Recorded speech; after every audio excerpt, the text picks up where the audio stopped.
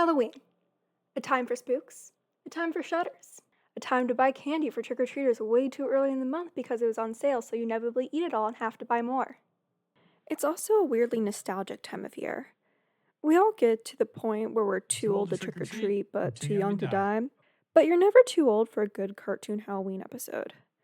While I love a good Disney Channel original Halloween movie, Nickelodeon has my heart when it comes to Halloween specials, especially their cartoon specials. There's a few in particular which have haunted me since I was a wee boy. Sorry. Honestly though, these cartoons stay within their TVY7 parameters, but holy crap, why am I still scarred by them? I think that's the magic of the cartoon Halloween episode. It gives the writers a lot of creative wiggle room to make something creepy when it wouldn't otherwise be greenlit. Some are fun action stories that are Halloween painted, but I love the ones that are basically 11-minute horror movies. With some of my favorite cartoon Halloween episodes, we can see how themes and narrative devices that we typically associate with horror can be adapted into a cartoon made for children, and how diverse these narratives can be. I think making an effective horror plot within the confines of age-appropriate content is the mark of a good writer. So in the spirit of the season, here's a look at my two favorite cartoon Halloween episodes, Scaredy Pants from Spongebob and The Puppet Master from Avatar: The Last Airbender. Scaredy Pants is the first Halloween episode of SpongeBob, and funnily enough, also the 13th episode. Double spooky. We open on SpongeBob working late at the Krusty Krab and terrified of the prospects of Halloween. Mr. Krabs tells SpongeBob a ghost story about the Flying Dutchman who flies around the ocean stealing souls, and dressed as the Flying Dutchman, Squidward jumps out to scare him. He's mocked as SpongeBob Scaredy Pants, and the entirety of Bikini Bottom knows how easy he is to scare. It's okay, son. That's just SpongeBob Scaredy Pants. So he enlists the help of Patrick to make him scarier, and they transform him into the Flying Dutchman. Step into these babies, Hans. Terrifying. I don't know, Patrick. It's not exactly an effective costume. Look, it's the haunted mattress! So Patrick and SpongeBob go all out to make him more ghost-shaped by shaving his sponge to be more rounded. They go around scaring the fishisons of Bikini Bottom. Wasn't that the haunted mattress? I guess he's been demoted to a haunted sleeping bag. Absolutely fooling no one, but they're eager and ready to bring their new frightful prowess to Mr. Krabs' Halloween party. From the top of the Krusty Krab, the two cut the lights and lower SpongeBob down. I am the Flying Dutchman! Booga, booga, booga, booga. Of course, jellyfish antics ensue, and it gets real goofy. SpongeBob? Help!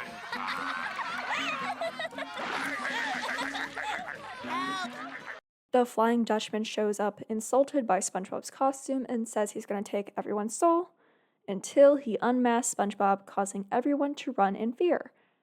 Because SpongeBob looks like this. Okay, I did not have the words to describe my feeling when I first watched this episode at like 5 years old, and just over 2 decades later, I still don't. What the hell? This is a goofy episode, right? Like, they're just two goofy goobers. Yeah. And then, bam! Brain Bob. Look at it! Look at it! Look at it! I want all of you to look at it! I will say, as a grown adult who is totally not creeped out by Brain Bob at all, no, she isn't. Tonally, this is all pretty tame. SpongeBob has gotten away with a lot over the years. It really is just slapstick humor. But this is a legitimate horror tactic. Comedy and horror have a lot of similarities, which is why they're so often paired with one another. They both benefit from disarming the audience, which makes a joke or a scare hit harder. The setup of the episode fits any typical episode of SpongeBob. It's silly, has the same dumb interactions between SpongeBob and Patrick, and the slapstick humor. This is the first time we're introduced to the Flying Dutchman, and they do the full song and dance. Thunder, lightning, creepy green fog. Perfect for a Halloween episode. Especially a cartoon Halloween episode. They could have just ended it there, but they hit you with the horror, albeit a goofy one. So why do I love this episode? Well, I love SpongeBob, that's the obvious answer. But also, this episode helped me compartmentalize horror movies as I got older, which sounds very odd to say out loud. I love horror. My birthday's in October, and Halloween and horror movies have been a constant in my birthday celebrations. The however is, I am also a scaredy cat. I like watching horror movies in broad daylight and typically watch something cute and fun afterwards so I don't have nightmares. Because the zombies from 28 Days Later can't get me if bingo is on my side. So the way this episode leverages a slapstick tone to present something that is objectively creepy as fuck as more age-appropriate is fascinating to me. Especially in a Halloween episode where that line could have been crossed very easily. It's something I keep in mind when I'm watching real horror movies, to search for the moments that seek to disarm me. It's the most direct route to the other side of the river. No. Then we should take the indirect route, the one that's in broad daylight and that's not underground. That are goofy. No, see, this is a really shit idea. You know why? Because it's really obviously a shit idea. And hold on to those. It makes horror a much more enjoyable experience, to just sit with it and not carry the anxiety back out with me. I think avoiding horror movies or trying to seek out spoilers to prepare yourself for it is completely valid. I used to do that all the time. In fact, I was too afraid to see horror movies in theaters until just about 2 years ago, and I'm lucky enough that my first horror movie in theaters was Talk to Me. I was so scared during it that one of the jump scares I knocked over my popcorn.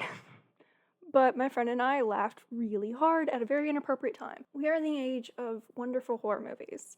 So if you feel left out and ever want to explore the genre but don't like the anxiety around it, I encourage you to try this strategy because it makes horror movies much more fun. It's okay to laugh at horror movies, even the awkward parts where she just stabbed her dad.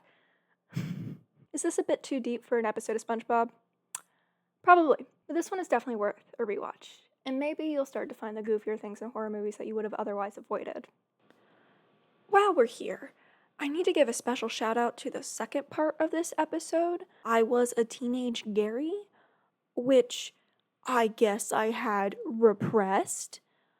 Brain Bob stuck with me, but I guess this level of body horror just blocked that out completely.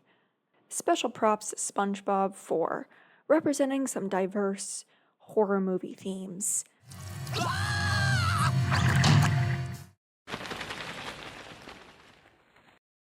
Avatar: The Last Airbender famously covers some pretty dark topics for a show made for kids, and it handles them in a very mature yet age-appropriate manner. So what can the Halloween episode bring to the table? One of the creepiest Halloween cartoon episodes of all time. The episode is written by Tim Hedrick, who also wrote other creepy episodes of the show like Lake Laogai. I'm Judy. Welcome to Ba Sing Se. So he's a perfect fit for a Halloween episode. I should say that this episode did come out in November of 2007, but Halloween's not a time, it's a state of mind. Funnily enough, Puppet Master opens similarly to Scaredy Pants. We drop in on the gang telling ghost stories in the woods, a moment that culminates to Toph hearing screaming under the mountain. A thought that is quickly forgotten when an old woman shows up, who, oddly enough, Toph couldn't hear coming. Coincidence? I think not! This woman, Hama, is an innkeeper in the nearby Fire Nation village who offers to take them in. At the inn, she warns them of disappearances that have been happening during the full moon. Hama and Katara begin to bond fairly quickly, but the rest of the gang are taking an interest in the disappearances, and suspect that this is most likely due to some spirit world shenanigans. Later on, Sokka's suspicions of Hama lead them to search the inn. They find a closet full of puppets, which is odd, but not enough to say that she has evil intentions. Sure. The gang discover that she is from the Southern Water Tribe like Sokka and Katara, and also a waterbender. She shares the story of how she was captured by the Fire Nation, who came in wave after wave to capture all the tribe's waterbenders. She leaves the story there without mentioning how she escaped. She promises to teach Katara the Southern Water Tribe bending methods. Hama shows Katara different ways of pulling water from your environment, emphasizing that water is in unexpected places and in every living creature. She promises to take her out that night during the full moon when their power is the greatest. Meanwhile, the rest of the gang works on solving the mystery of the missing villagers. None of the usual signs that this was caused by a spirit are there, so they question one of the villagers who has survived an abduction attempt. He tells them that when he was out during the full moon, he suddenly lost control of his body and something was compelling him to move towards the mountain. Then the sun started to rise and he suddenly gained control of his body again. Toph remembers the screams she heard under the mountain the night they met Hama and realizes they were real, so the group heads off to the mountain where they find a prison full of the missing villagers. They tell them that they weren't taken by a spirit, but a witch. Sokka instantly deduces that it's Hama, and he and Aang go off to save Katara. We cut back to Hama and Katara in the woods under the full moon. Hama tells her the story of how she escaped the Fire Nation prison. The guards restricted any access to water so they wouldn't be able to bend, which led Hama to look for water in other places. Every full moon, she'd feel the power rush through her, and she realized that living beings, every living being, has water in their body. Blood bending. Controlling the water in another body. Enforcing your own will over theirs. She practiced this technique on the rats, and once she mastered that, she moved on to the guards, making her escape. Now she wants to pass this so-called gift to Katara, but Katara finds the practice to be violating. Hama reminds Katara that the Fire Nation tried to wipe out their culture and killed her mother. She tells Katara that she needs to learn this skill and use it to take revenge on the Fire Nation and win the war. It is then that Katara begins to put the pieces together that Hama is the one making people disappear. Hama tells her that they deserve what's happening to them because of what the Fire Nation inflicted on her, and Katara, of course, disagrees and refuses to learn bloodbending. Hama turns it back around on her, showing her the power of the technique, and we see the horror in action. Luckily, Katara also channels power from the moon and is able to resist and fight back. She is a much better and younger bender, so Hama quickly realizes she is outmatched. At that point, Aang and Sokka show up to save Katara, only to become new puppets for Hama to control. She forces the two to fly at each other with Sokka's sword pointed towards Aang, forcing Katara to use bloodbending on Hama to stop her. The episode ends with Hama being arrested and turning to Katara to say, Congratulations, Katara. You're a bloodbender. This episode is a masterclass in how to make a horror narrative and use it to explore complex real-world themes. The tone of this episode is distinctly different than others. It starts by building a great atmosphere. It opens with creepy music that continues throughout the episode. It uses shots similar to horror movies, like these wider shots and framings that make it feel like the gang is being watched. We fall into the pattern of tension, building up our suspense at certain moments before letting the tension resolve, a pattern that serves to bring our guard down. The initial concerns brought up by Sokka are all explained away. Why does she have puppets locked away? She's got hobbies. What is she keeping locked in a box in the creepy attic? A comb. What is she hiding?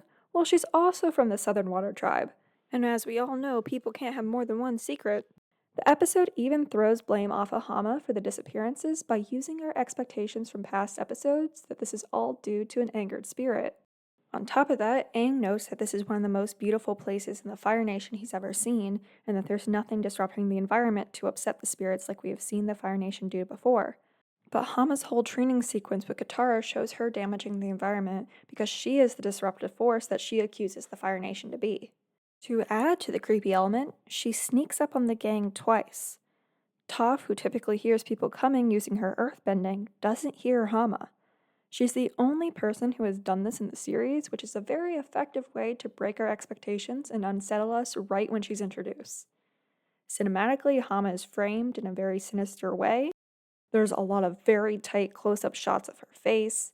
The music swells into a warning tone whenever she mentions looking for water in other places, and when she tells Katara, You've got to keep an open mind, Katara. There's water in places you never think about. just some casually sinister music and sound effects. She's modeled like your typical hag archetype as well. Like, tell me she isn't straight out of D&D. Like, all she wants to do is sell some lotions and potions, guys. But by far my favorite part of this episode is the ending. One of the main themes of Avatar is how destructive war is and how people cope and respond when the war disrupts their lives.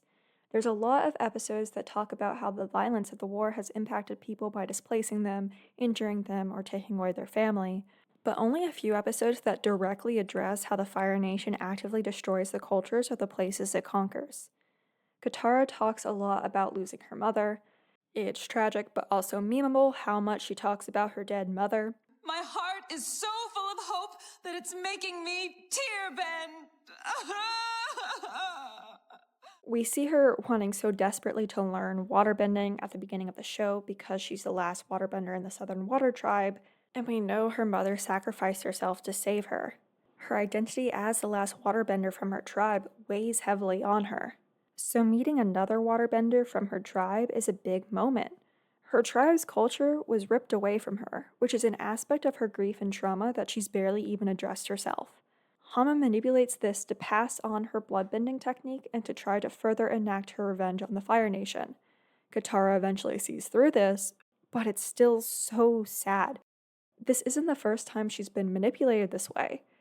Earlier on in the show, we see Jet manipulate their shared trauma over losing family members to try to get her to help flood a village of innocent Fire Nation civilians. So the moment she's forced to use bloodbending is so heartbreaking. We've seen Katara fall into this before because she is kind and good-natured and can't help but to seek these connections with people, even if it means turning a blind eye to their faults. What's even worse is that the knowledge of this power is corruptive, and Hama knows this. Bloodbending is such a powerful metaphor for trying to regain your power and autonomy when your culture has been torn from you. And similar to other themes expressed in Avatar, we see how the power can be misused as a means to weaponize trauma and misplaced anger rather than a means to unite and rebuild. Despite Katara's protests against bloodbending, she uses it later on against a man who she thinks killed her mother, but very much did not. Just like Hama, she uses bloodbending against people who had no part in wronging her to enact a very fruitless revenge. So to end on Katara's sobs as she comes to terms with what has happened to her, and the knowledge of this corruptive power she has just unlocked, horrifying. Absolutely horrifying. There have been some great horror movies in the last decade that have used horror elements to explore complex social topics, but we gotta give props to this so-called cartoon for children that follows this blueprint so masterfully. Goddamn. I know my choice of cartoons here probably gave some people whiplash. SpongeBob and Avatar aren't comparable, and that's not what I was trying to do. I just wanted to show the power that a good cartoon Halloween episode can have. I love how wildly different these episodes are. Episodes of shows that premiered on the same channel. Cartoons are a wonderful, diverse storytelling medium, and too many people write them off as remnants of their childhood. I hope this Halloween you give some of these older cartoons a chance. I don't like saying older cartoons, but oh my god, SpongeBob is 26 years old now, and Avatar just turned 20 this year. Avatar can almost drink. SpongeBob's about to be kicked off his parents' insurance. Fuck. With this age of streaming, holiday episodes are becoming more rare, and in this current cartoon climate, with cartoons getting canceled left and right and taking off of platforms for tax breaks, the cartoon Halloween episode is becoming a bit of a lost art. There is so much storytelling potential that is introduced with horror, and a kid's cartoon is no exception. There's an art to the storytelling, and one that I hope isn't completely lost to time. Anyway, thank you for watching. Let me know what your favorite cartoon Halloween episode is down in the comments. I feel like I low-key came for Disney in the intro, but Gravity Falls has some amazing Halloween episodes, and I cannot deny that. I hope everyone has a happy Halloween full of the good kind of spooky, scary skeletons, and not the kind that you go to therapy for. Cheers. Hey folks, it's Credits Katie. I've been thinking a lot about what to put over my credits. I was going to do a bit of me reciting the intro to Avatar, and then I heard myself doing that and realized that would be what the kids call a bit too much. I did get a new mic for this video, so no longer am I recording on a toaster, but a KitchenAid Classic Series 4.5 quart tilt head stand mixer. We're moving up in the world. Anyway, sincerely thank you again for watching this video. This has been a great passion project for me for the last few months, and I have more in store, so please subscribe to stick around.